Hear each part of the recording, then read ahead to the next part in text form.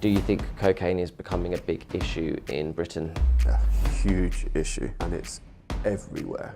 I could get cocaine here to the door quicker than a Domino's. It is frightening how easy it is to get cocaine in any bar, pub, club, even restaurant. I feel like people become their worst self on coke, and especially mixed with alcohol, which is ironic because I used to think that I was so great. Where alcohol's acceptable, cocaine's becoming acceptable. If you've got somebody dropping into your DMs at 3 o'clock in the morning, turn your phone off, do not get back to them. They're on a session. It's just validation. And anybody who's willing to reply at that time and that hour, who are you bringing into your world? I started to feel very uncomfortable with people around me. Didn't feel safe. So there's all these people around me, normally at my house, at a party that I've invited people to, and I cannot say a word, and I'm sat in the corner.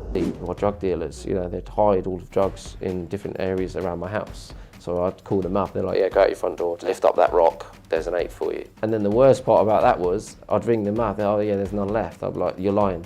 They're like, Zach, there's none left. So I'm out at 3 in the morning in my pants with my phone torch in my garden, lifting up rocks for 2 to 3 hours trying to find drugs. It's funny though, that I feel like I've got more friends now than I've ever had, but going back, I always used to think I had so many friends, but I didn't. I just had acquaintances that I did drugs with. And the minute I told them that I wasn't doing that anymore, none of them gave a shit.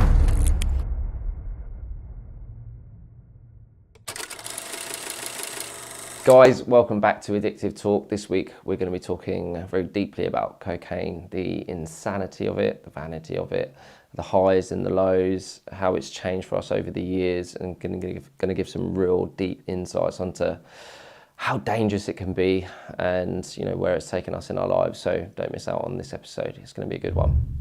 Why did you start taking cocaine? I didn't actually take cocaine or a drug until I was 30 years of age. That's crazy. I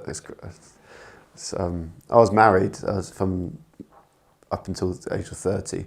So then I was left to my own devices, basically, and I could do what I want. Was it the separation that led you to it?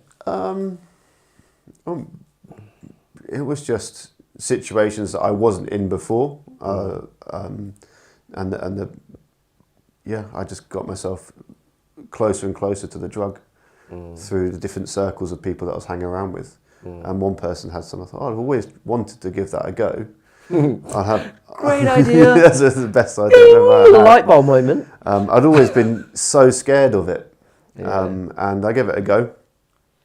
And yeah, I was a lot chattier than what I usually was, so I thought I'd try that again. Yeah. But for the first 2 years, literally maybe every other week, twice a month possibly. But then I started dating somebody who did it, and that's when there's two of you and it's acceptable. That's when it rapidly went downhill for me. You've got to incorporate the sex into that part as well, haven't you? Because that for me is the only part of it that I would ever say that I would miss, because it allows you to just kind of do and say and whatever you want in that environment. So for me, I attached that to it as well. So like cocaine, alcohol and sex always went together. Yeah. So that's what makes it more obsessive in a very seedy way. Yeah, it was very seedy way. It's not a nice connection. Yeah, it's not like a loving intimacy. No. It's quite dirty, really, isn't it? You feel like you always need that to get to that. Yeah, you feel like you can't really perform then without it. And then also I'm taking loads of Viagra as well. So I'm putting cocaine, Viagra and alcohol to a massive degree in terms of amount and volume, whilst having sex as well. Yeah. How my heart didn't just go, I have no idea. But yeah, so the relationship was where it... Yeah, that's where it kind of became acceptable, and it went from weekends to a Tuesday night, and it just got worse from there. But why I started, it was just because I could. And people think, my story of where I actually ended up, I must have done drugs from the age of 12. Yeah. No, coke can just grab you. At any point. At any point. And I hear this a lot, that people only started in their early 30s and now they're ruined. It grabs you and it won't let go. Yeah, it's funny, isn't it, how everybody's got a different story about cocaine and where it started in their life, but the end result is always the same. Yeah. It really is. Well, for those who use it to an addictive level, there's obviously people that can get away with just using Some it. people can. I don't understand why those people do it if they don't have to do it. I really don't understand the intelligence behind it. Yeah. Because if you're that capable, then don't touch it in the first place. You don't need it. But yeah, if you're smart enough to not get addicted, you're smart enough to not use it. Yeah. So I don't really get that mindset, but that's fair enough. If they can, they can. Yeah. But yeah, I just started using it because I could. Yeah. Did you not feel after the end of that last relationship as well, though, you was in a slightly different place mentally as well to start doing things that maybe probably wouldn't have done before? Oh, 100%, 100%. I was then, it was acceptable for myself to then do it, and that's when I was then single and doing it a lot more than going to the pubs with, I took the step up. How long was you in a relationship before that then? So how long was you with your ex-wife? 10 years. So your whole 20s? Whole 20s, it was just drinking. So you kind of basically went backwards to them, like the years that you missed. I've just come out of a 10-year relationship. I spent that whole time committed to this person where I didn't really go out and do any of this shit. But now I don't have that person to answer to and I missed out, so fuck it. Yeah, it was more of I still partied hard, but just on alcohol. Yeah. And it was just I can do what I want, basically now, and nobody can say no. It's funny how somewhere inside of you, throughout that relationship, cocaine was unacceptable. Yeah. But as soon as you weren't in it, I don't give a shit anymore. Yeah, I was scared of it. I thought as soon as I touched it, I'd have a heart attack. That's what I generally thought. And unfortunately, I didn't the first time I used it, so I kept going. And it tried to kill me eventually. It's a funny thing to say though, isn't it? Unfortunately, I didn't have a heart attack, because I know someone who did have a heart attack the first time they used it, and they were okay after that, but they never touched it again. Yeah.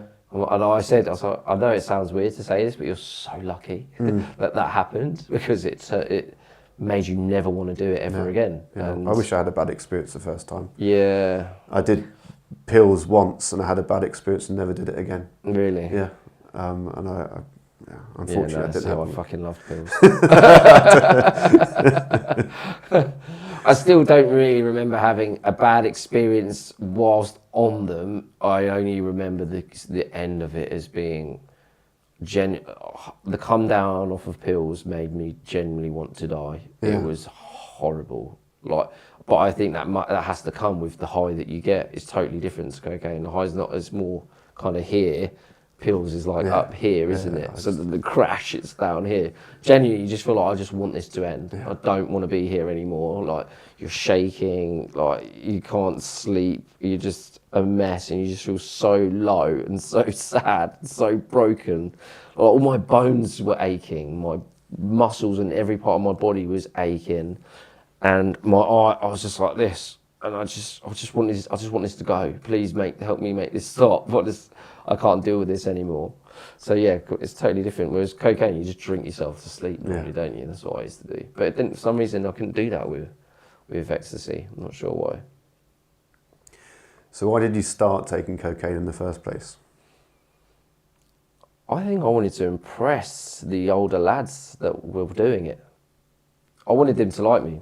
I wanted people to like me. I wanted to be cool. I wanted to be the most dangerous young boy. I was only 15, so it was an older lad. He was 17 and he was doing it. He's like, do you want to do it? Obviously, I was paying for it as well. And I did it, and I immediately just felt cool. I just felt like they liked me. Really, I was paying for the drugs. That's the only reason I was fucking there. He didn't like me at all. And, and I carried on that behaviour because I felt like people didn't like me.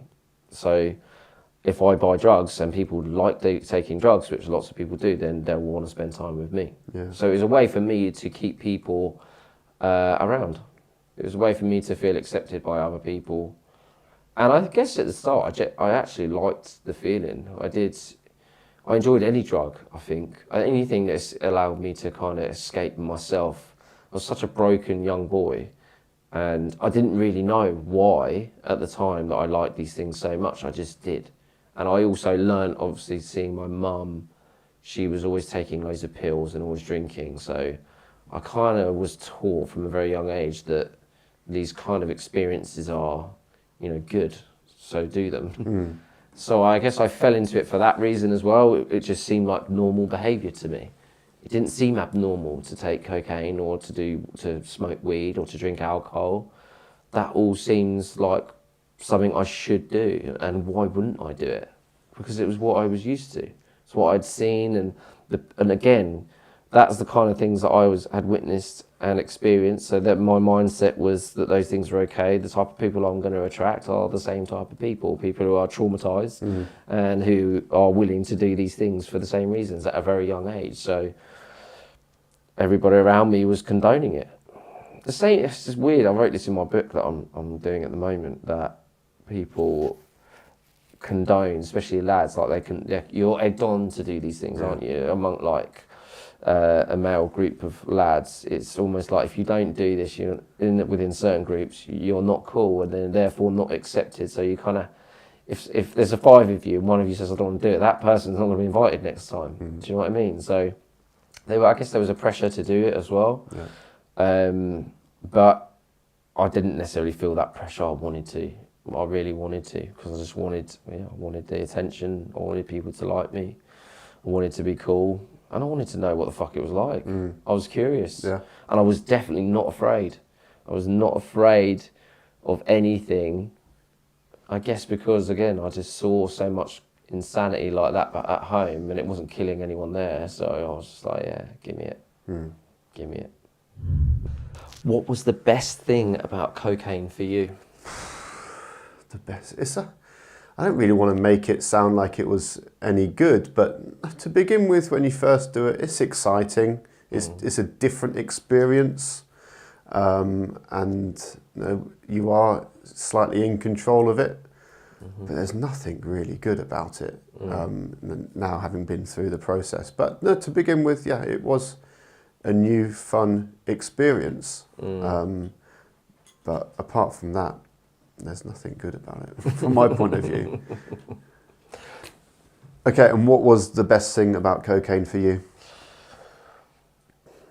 I think that it stopped me being drunk, because when I was drinking, when I drink, I am an absolute nightmare. Absolute nightmare. My behaviour is absurd. I'm an embarrassment to myself and everyone else. So I think for me to be able to go out and not become the monster that I became when I was drinking, that was great for me. That made me feel less ashamed, less embarrassed about going out. So for me, it was like a confidence thing.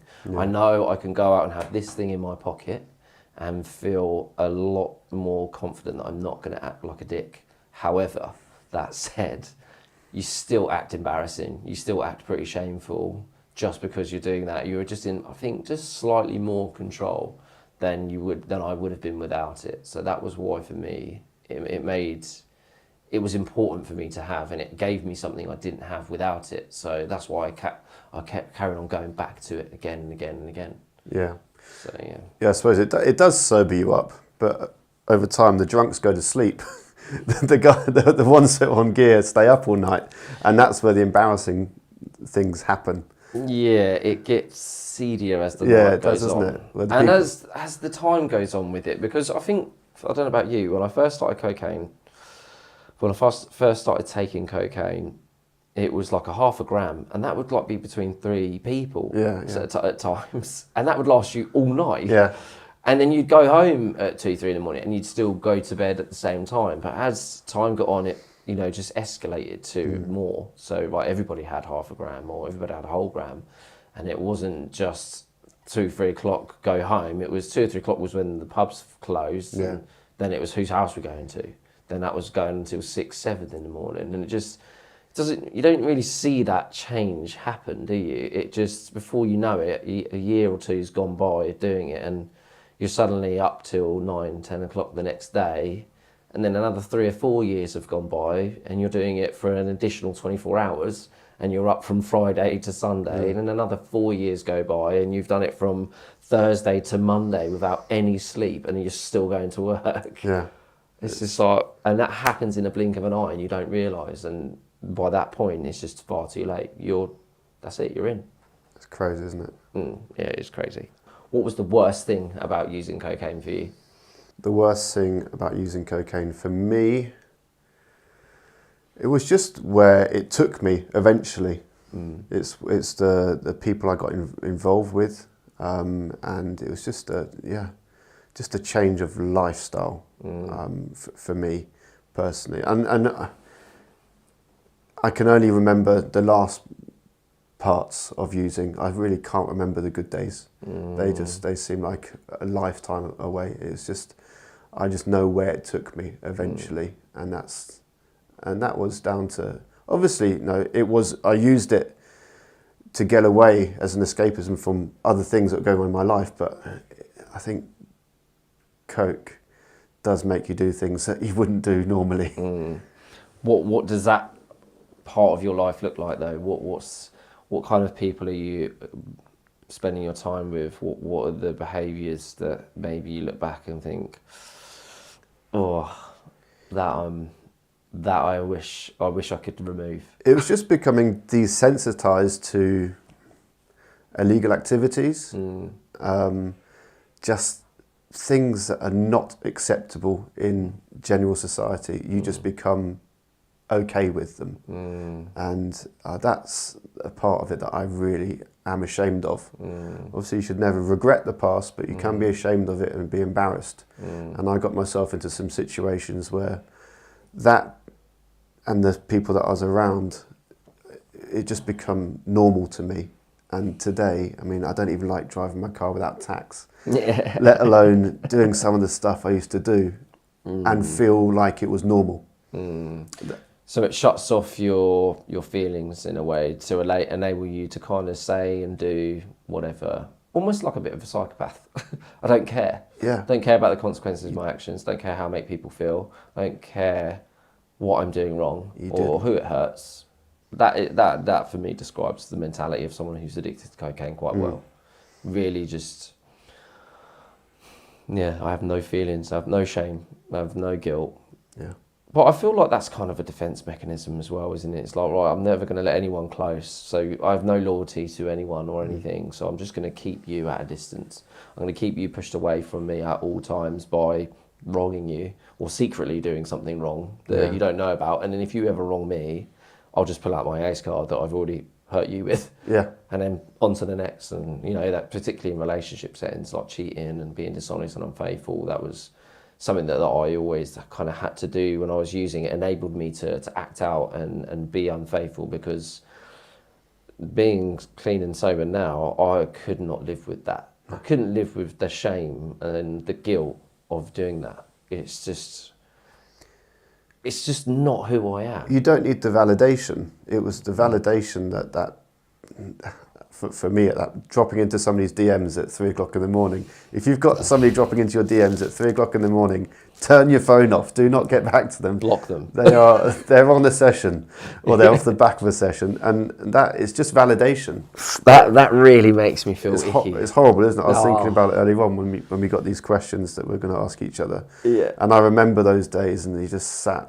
Yeah. It's horrible. And anybody who's willing to reply at that time and that hour, who are you bringing into your world? Like, you're just bringing in people, and that's the sad thing, isn't it? When you get to that place in your life, and that's the kind of behaviour that you present, the only people that are willing to engage with you is somebody who's equally as broken and sad. So you end up with this group of friends, like you said. You bring in all these terrible people into your life, but it's only because they all have the same level of morality and integrity that you do, and that isn't necessarily who you truly are. But when you put enough cocaine and enough alcohol in your system on a regular basis, it does turn you into that. Yeah, I've actually recognised that was a complete wrong thing to do since becoming sober, and said sorry to those people, and they've actually come back to me and said, do you know what, I was in a bad place as well. Yeah, of course. And that's exactly what you just said. Otherwise, I wouldn't have tolerated your behaviour in the first place. Yeah.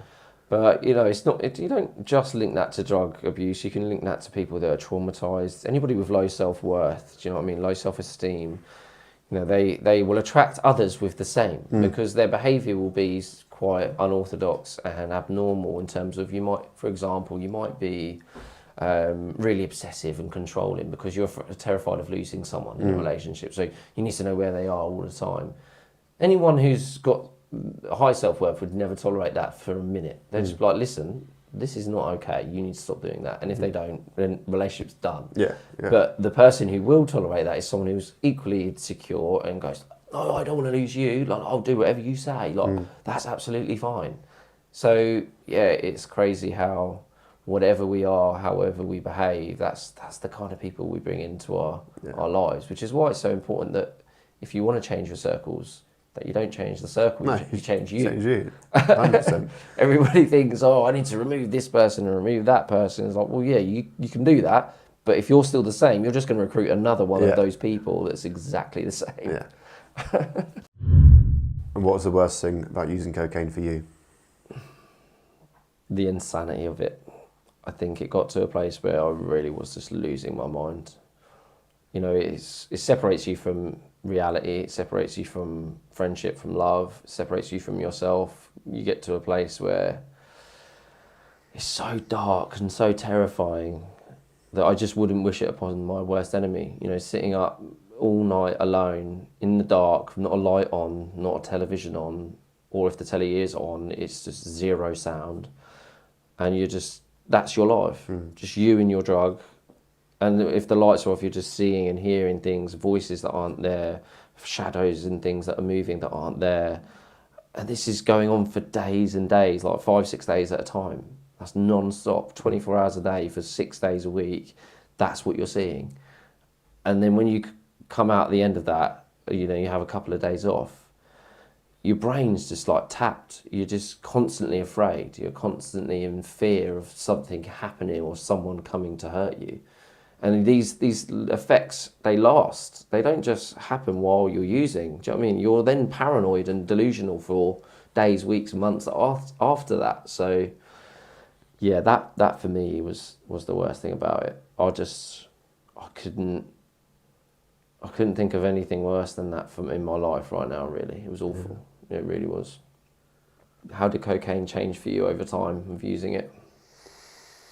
It went from fun and exciting to a habit quite quickly, like you said. To begin with, getting a 0.2, 0.3 was exciting, and then it just got more and more and more, and the effect was less and less and less.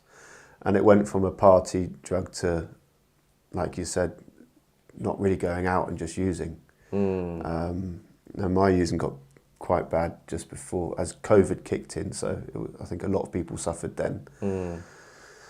And yeah, the effects just wear off, but you want that, what you used to get, you want to, you want it, you're chasing it, so you're putting more in your body. And that's, first day goes by, second day, third day, fourth day, and I remember one of my last sessions, it was like 4+ days just doing that, and I couldn't breathe, and I couldn't just get anything else up me. Oh, God. And then I remember standing up and my body, I just cramped out, and that was my last session. That's when I knew that I didn't want to live that life anymore.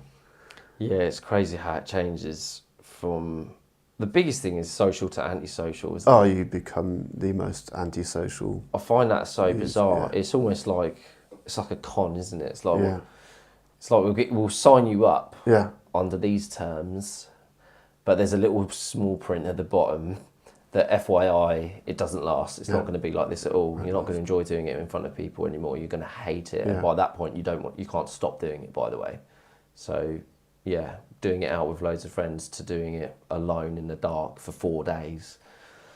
Yeah, it's crazy. It's crazy. And like you said, it doesn't just, when you stop, it doesn't stop. It's still in your system. And what I hated the most was being bunged up. Having hay fever all year round.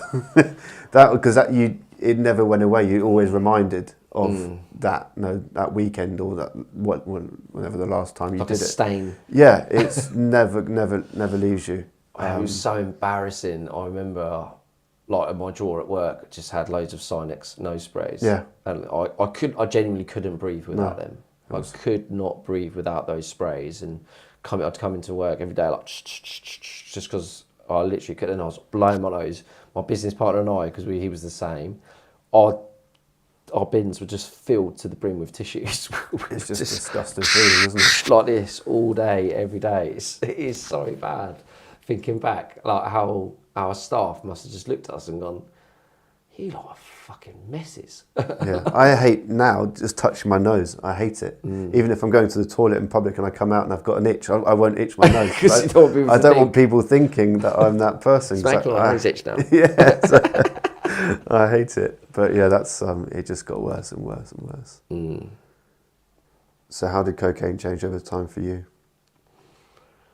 Yeah, similar, I guess. You know, that social to antisocial, and I guess the feeling completely changed because at the start, it just felt like really energetic. I took it, and like I said, I could be sober. I felt really confident on it as well.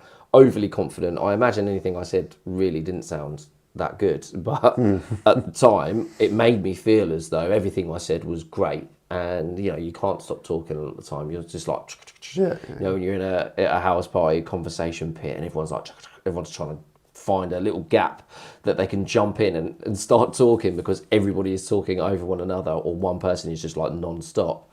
So that was still, even looking back at that, it didn't feel like scummy or bad at that point. It still felt fun and enjoyable because we were all the same. We were all kind of delinquents together, and we were all just chatting absolute shit. And you know, the next day it was just a bit of banter. But then it changed from that to those situations started to be more uncomfortable, and they started to get more and more weird mentally. I started to feel very uncomfortable with people around me. Didn't feel safe. I didn't trust people. I started to be more paranoid about drugs as well. Are people trying to take it off me? Like I'm going to keep this in my pocket. I don't want people to know about this. And I just started to be like really within myself and observing the room. And eventually I couldn't talk anymore. Like I literally just got to the point where I'd done so much that I've just sat in the corner and I can't speak. So there's all these people around me, normally at my house, at a party that I've invited people to, and I cannot say a word and I'm sat in the corner. And then even as seedy as things like I'd be watching porn on my phone in the corner whilst there's a party of people. Do you know what I mean? This is just insane behaviour. So I've not only shut myself out of the room, I'm now engrossed in, you know, amusing my brain mentally with sex in front of me, while everybody else is just over there having a totally separate time.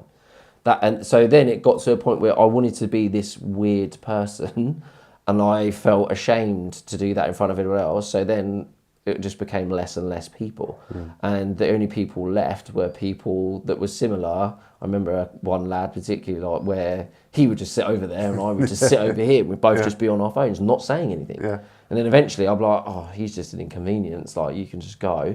And then it was just, I'm just on my own. I'm just doing it by myself now. So what was your worst experience on cocaine? My worst experience on cocaine. There's been lots of weird experiences on cocaine, but the worst one was the night I took myself to the woods and hung myself. That was a cocaine-fueled. Wow. What was the thought process? Why did it get to that point? So I was actually it was lockdown.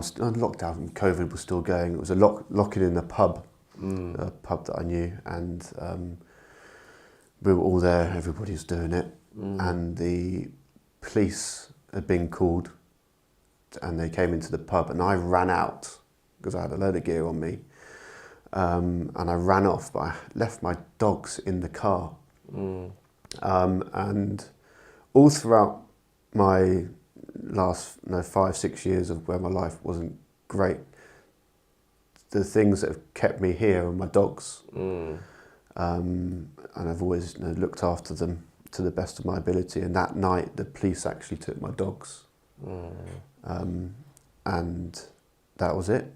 I had nothing left, and took myself to the woods and I hung myself, literally.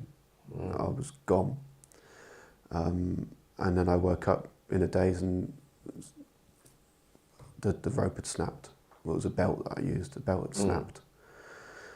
And yeah, that's the only thing that actually brought me back down, is the breakage of the belt.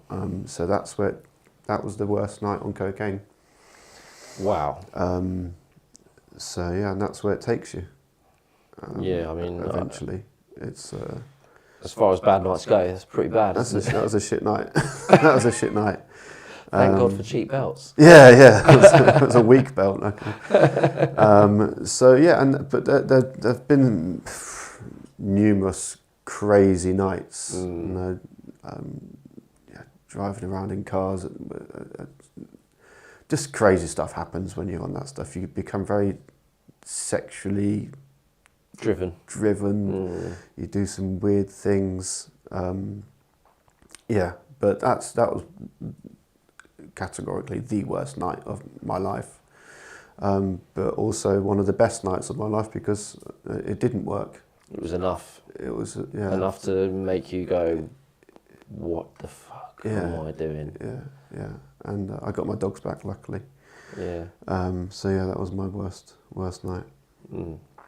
Powerful. Cool.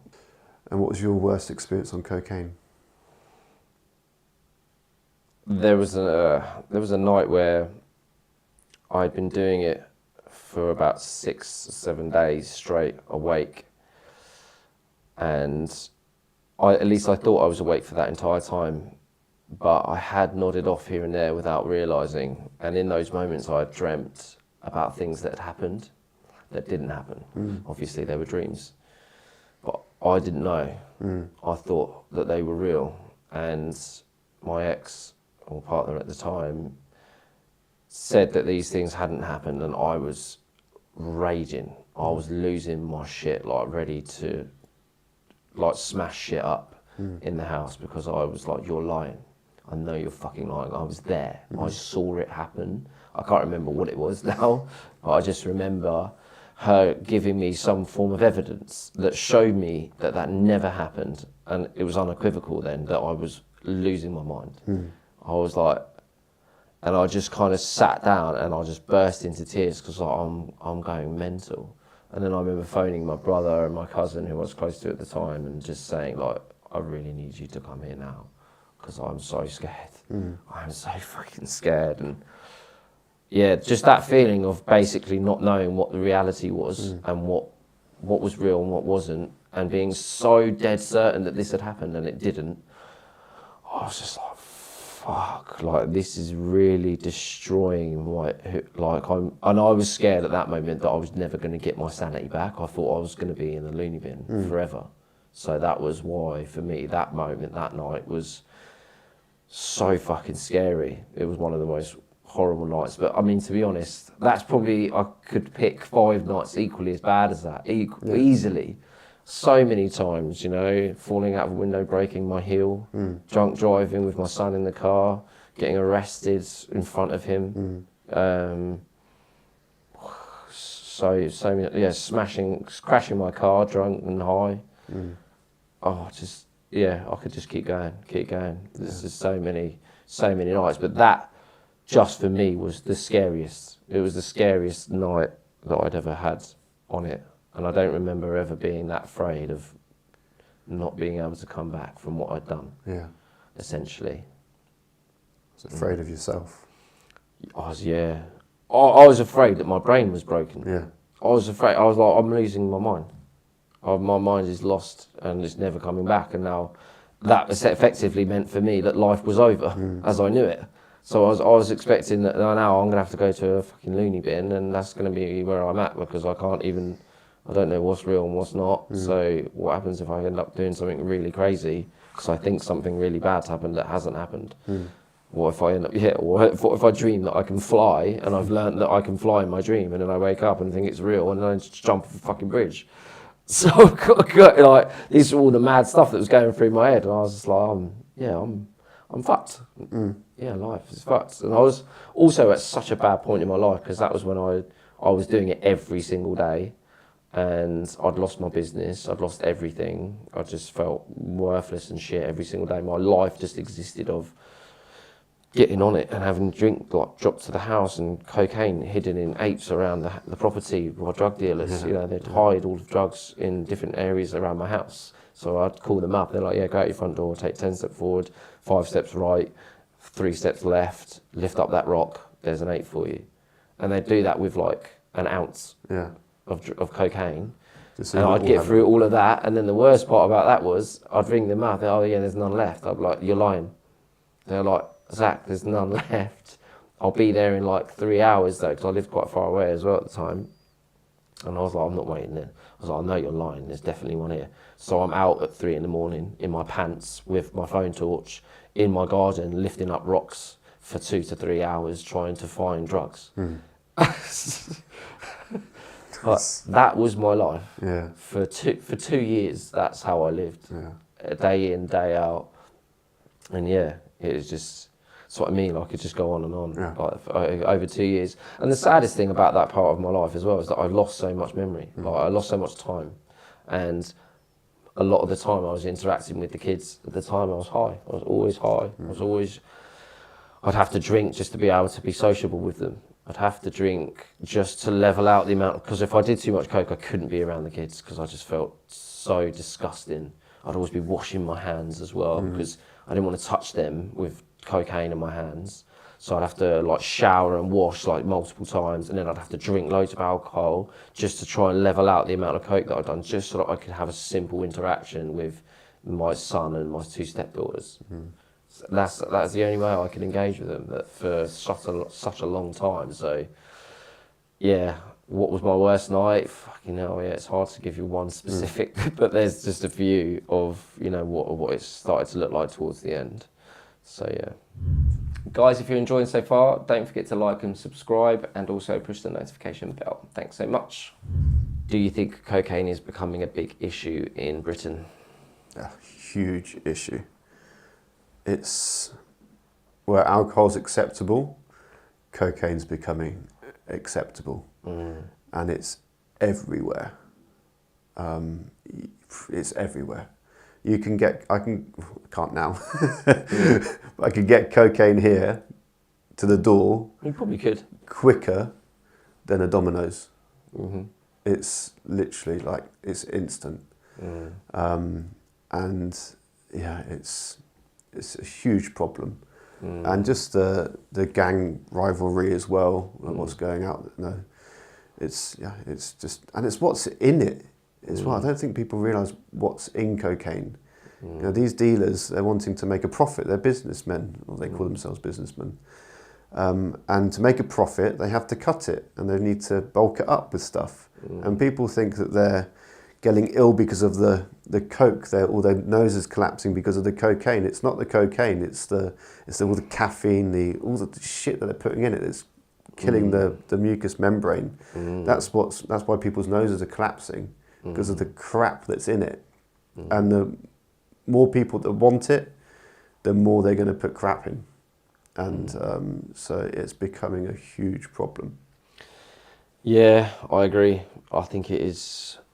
It's frightening how easy it is to get cocaine in any part. It is frightening how easy it is to get cocaine in any bar, pub, club, even restaurant. It is so easy. If you're out, you could get cocaine within 5 minutes of being in any bar. You just see them. You just find one person who's sniffing as they come out the toilet. Hello, mate. Do you know when we're going to get? Yeah, they'll be in 5 minutes. Done. Yeah, and most of the club bar owners are accepting it. Because they know half the people wouldn't be in there. Yeah, exactly. If they start kicking one out, then everyone's going to, no, don't go there anymore because we'll get kicked out. We can't do gear. There's no point. Yeah, it's a huge problem, massive problem. Yeah, I just think it's so many people that I have come to me on social media as well. They're 18, 19, been doing it since 14, 15, saying that they're already starting to see how shit their lives are becoming because of it. This is 18-year-old kids that are supposed to be living their life and having a great time. They're in their peak of their life, do you know what I mean? Where they're supposed to be going travelling the world and seeing and experiencing life, and they're not. They are fucking stuck. It's the cost of it as well. What did it used to cost you? At the end of it, I mean, what were you kind of spending? Oh, I spent in a year £300,000. Maybe less than that actually. I probably had about £50 worth of expenses to live. So yeah, about £250,000 in a year, and then multiply that over 4 or 5 years. Yeah, it's close to £1 million, I'd say. Crazy. Yeah, insane. Yeah, there's so much money, but it's and this is the thing. People will literally get their wages on the 30th of every month. They're broke by the 1st because they've literally gone out and spent everything on gear. Yeah. And I used to do the same thing. I used to literally be broke by the 2nd week of the month. Yeah. Every single time. It is so dangerous because it's just so socially accepted now. It is so normal. If you see someone doing a line in the toilet or you hear them doing it, no one even frowns now. It's just like, that's just what it is. So yeah, that is frightening. So for me, I agree. I think there's a big problem. And I think the biggest problem is, how the fuck is it being sold? How is it so easy to get? This is Britain. We're supposed to be one of the most advanced countries in the world, yet the war on drugs is not being won. There's just so much of it. It's coming in so many different ways. Someone somewhere has to be getting fucking paid. I'm telling you. They have to be. Yeah. This is Britain. This is the UK. We are like one of the best countries in the world, but yet we can't stop cocaine getting into our island. Like, what the fuck? Yeah, I mean, we don't know. Someone somewhere must know how and where it's coming in. It can't just be that easy to infiltrate our country with tons. It must be literally tons and tons of cocaine every week. How is that possible? I used to know people who knew people, and the shipping companies were literally involved. Yeah. And they're the ones that can more or less regulate what's coming in and out. Because they were getting paid though. Yeah. They're getting paid so much money to do it. They're probably getting 3 times their salary just to allow it on their boat. It's up to our forces to try and stop it, which is such a tall order. They can do what they can do, but as soon as they catch one, gang, that another one pops up or somebody else takes over. So it's if it was up to me, I would change the law on it. I would change the law so that if you got, like similar to how Dubai are, if you get caught with any amount of drugs, that's 20 years in prison. No, that's the only way I think. It's the only way we're going to stop it. But do you know what? I've done some stupid things I shouldn't have done, but at that time when I was doing those things, you're not thinking about how long. You're so in depth into that lifestyle that you're oblivious of that, and you don't care. Let's say you're dealing though now, maximum you're going to get 10 years. 10 years, depending on the quantity, you might get a bit more, but that's really a lot. Like, you're going to have a massive quantity to get 10 years. Imagine if the rules were every 0.1 of a gram is a year. Yeah. So if you've got half a gram, that's 5 years in prison. What would happen is that people would pay more for it to be moved around. But who's going to do it? Who's risking doing it on a night out? Desperate people. I can't, and also that you could get arrested if it's in your house. It doesn't matter. If you've got half a gram in your house, that is 5 years in prison if you're caught with it. Yeah, I think they should be really knuckling down on the user, because they're easier to catch. They're the ones buying it.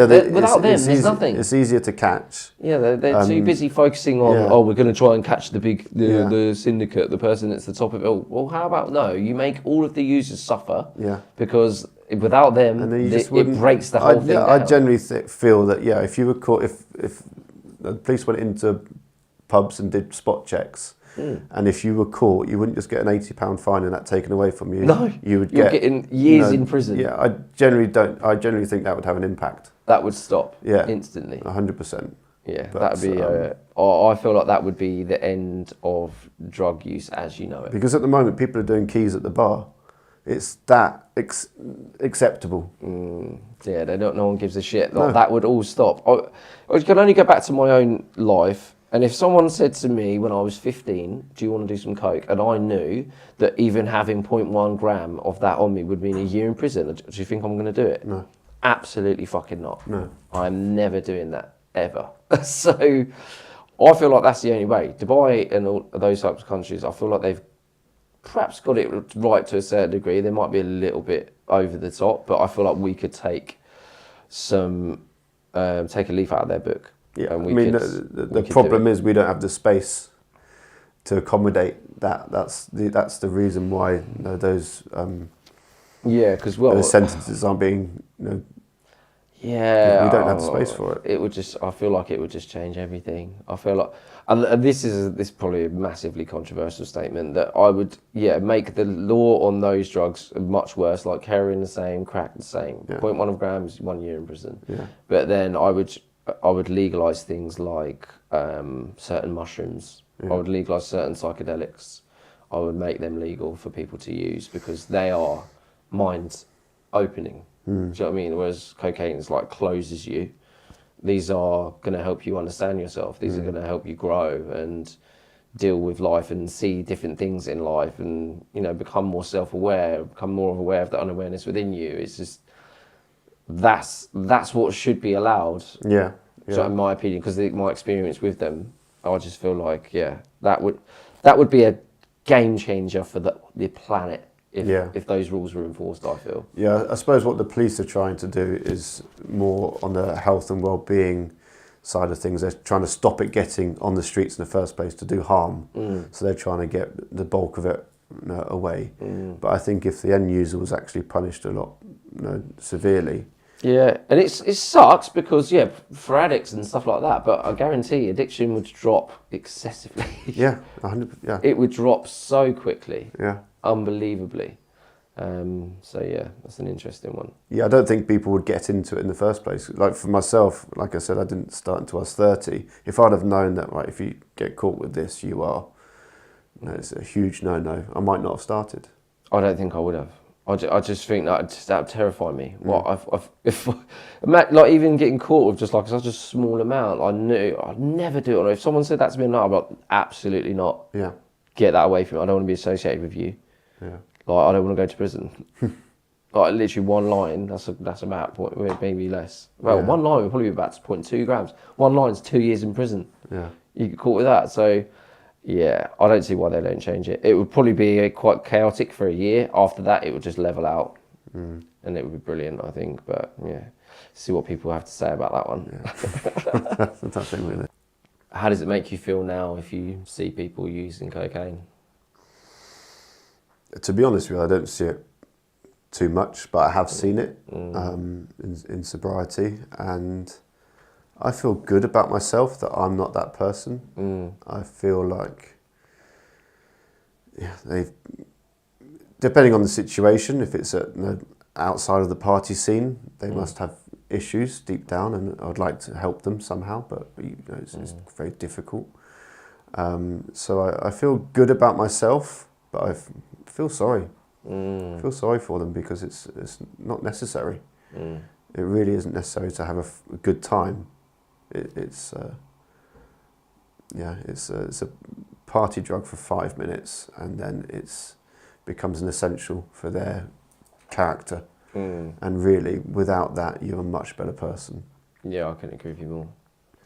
So, how do you feel around people doing coke nowadays? I have to say, similar to you, I feel okay. It doesn't upset me. It doesn't make me feel like I want to use. It makes me feel sorry for the person using it, for sure. Because normally what happens is I see them regress into something they were not. So maybe I see them at the start of the night when they haven't been using, and then towards the end of the night when they've been using for a while, and they're two totally different people. And I feel sorry for them, but that they felt they needed to change, because I really enjoyed the company of the person at the beginning of the night, but the one at the end, I would not want to spend 5 minutes with, because I can't tolerate the way they speak, the way they are acting. They're a lot of the time an embarrassment, or they're just not. I feel like people become their worst self on coke, and especially mixed with alcohol, which is ironic because I used to think that I was so great. Do you know what I mean? But now I have this way, I have the ability now to observe people while they're using, and I just think, how the fuck did it convince me that I was having fun?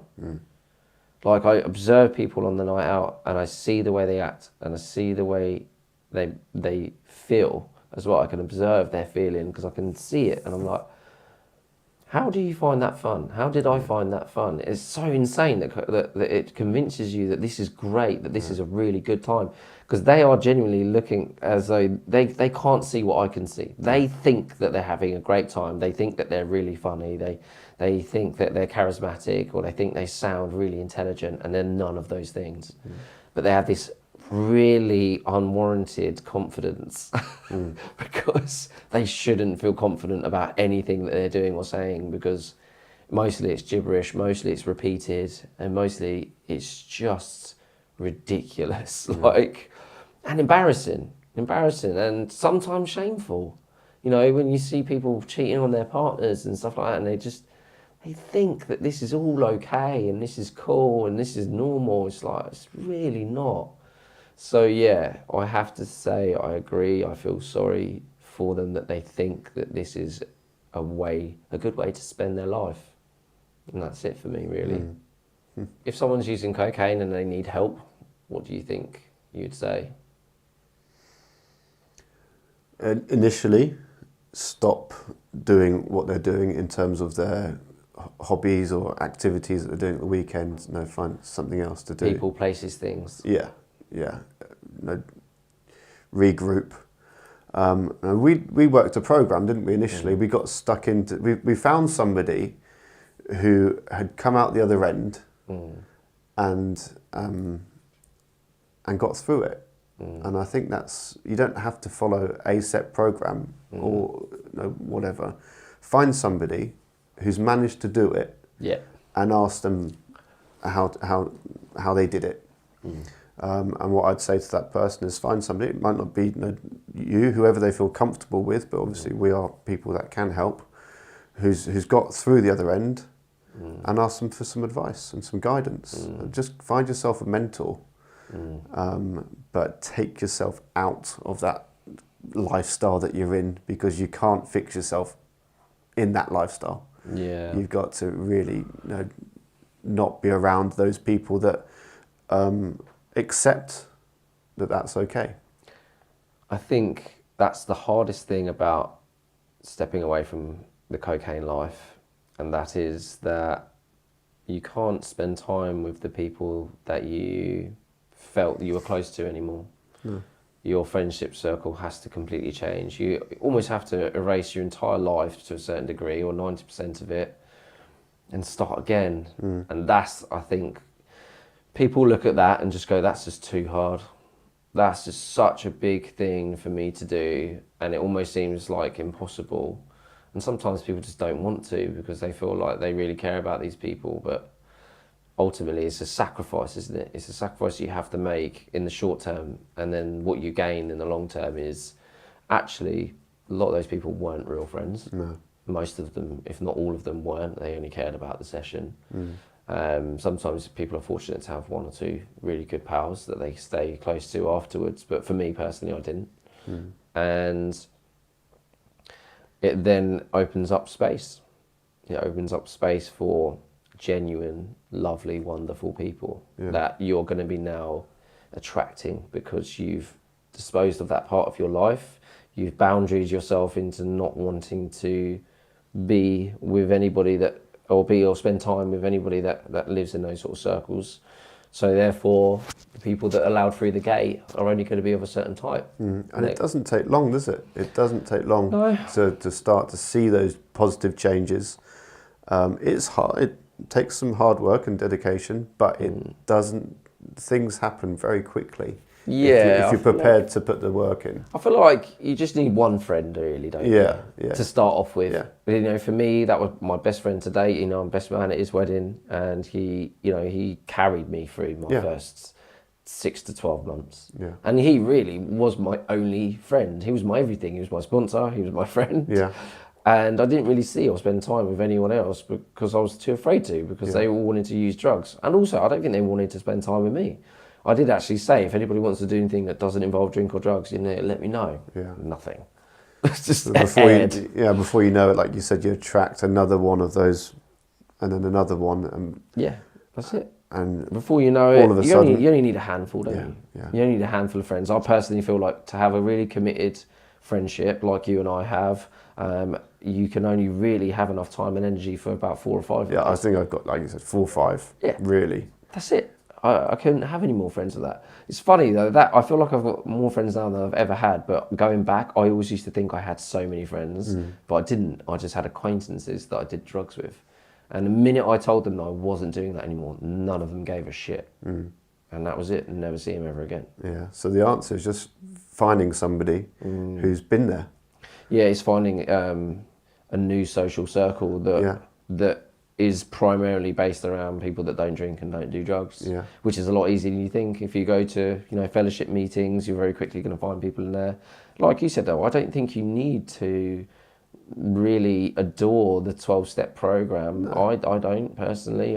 I liked some of the steps. I didn't like all of them. I didn't like a lot of the literature. I didn't like a lot of the formats of the meetings. But I needed the community that it gave. And I suppose what we did it.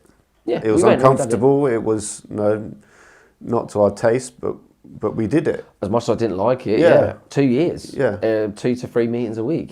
For 2 years. Bang. And I feel like you have to do things you don't want to do. You have to get good at doing things you don't want to do if you want to be clean, because pretty much all of it you're not going to want to do.